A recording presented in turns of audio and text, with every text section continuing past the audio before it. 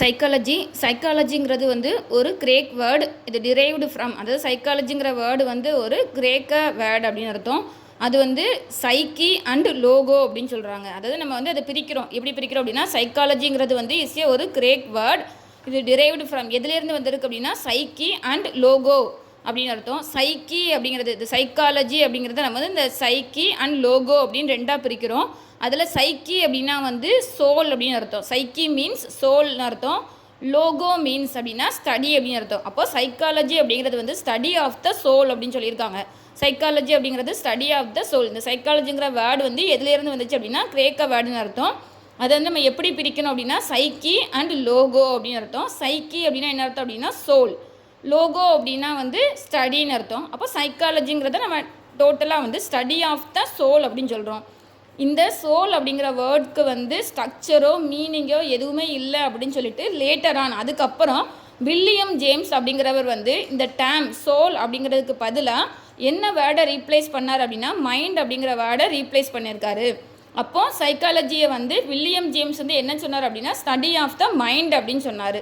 அதுக்கப்புறம் William wound of Germany அப்படிங்கிறவர் வந்து சைக்காலஜி அப்படிங்கிறத வந்து சோலும் இல்லை மைண்டும் இல்லை, சைக்காலஜிங்கிற வேர்டு வந்து என்ன சொன்னார் அப்படின்னா ஸ்டடி ஆஃப் த அன்கான்சியஸ்னஸ் அப்படின்னு சொன்னார். Psychology as the study of the unconsciousness அப்படின்னு சொல்லியிருக்காரு. அதுக்கப்புறம் இப்போ வந்து கரண்ட் டெஃபினேஷன் வந்து சைக்காலஜிங்கிறது என்ன சொல்கிறாங்க அப்படின்னா systematic study of the human and animal behaviour. சைக்காலஜிங்கிறதோட கரண்ட் டெஃபினேஷன் என்ன அப்படின்னா systematic study of the human and animal behaviour. இப்போது முதல்ல சைக்காலஜிங்கிறது வந்து ஒரு கிரேக்க வேர்டு. அது வந்து சைக்கி அண்ட் லோகோ அப்படின்னு நம்ம பிரிக்கிறோம். சைக்கி அப்படிங்கிறது வந்து சோல் அப்படின்னு அர்த்தம். லோகோ அப்படிங்கிறது ஸ்டடி. ஸோ சைக்காலஜிங்கிறது வந்து ஸ்டடி ஆஃப் த சோல் அப்படின்னு சொன்னாங்க. அப்புறம் சோல் அப்படிங்கிறதுக்கு வந்து எந்தவித ஒரு ஸ்ட்ரக்சர் இல்லை அப்படிங்கிறதுக்காக, ஸ்ட்ரக்சரோ அது மீனிங்கோ இல்லை அப்படிங்கிறதுக்காக லேட்டரில் வந்து வில்லியம் ஜேம்ஸ் அப்படிங்கிறவர் வந்து இல்லை அப்படின்னு சொல்லிட்டு சோல் அப்படிங்கிற வேர்டுக்கு பதிலாக மைண்ட் அப்படிங்கிற வேர்டை ரீப்ளேஸ் பண்ணார். ஸோ சைக்காலஜிங்கிறத வந்து ஸ்டடி ஆஃப் த மைண்ட் அப்படின்னு சொன்னார். அப்புறம் அதுவுமே டிஸ்கார்ட் ஆகி வில்லியம் வூண்ட் ஆஃப் ஜெர்மனிங்கிறவர் வந்து psychology is a study of the unconsciousness அப்படின்னு சொன்னார். இப்போ கரண்ட் டெஃபினேஷன் ஆஃப் த சைக்காலஜிங்கிறது வந்து systematic study of the human and animal behaviour. Systematic study of the human and animal behaviour.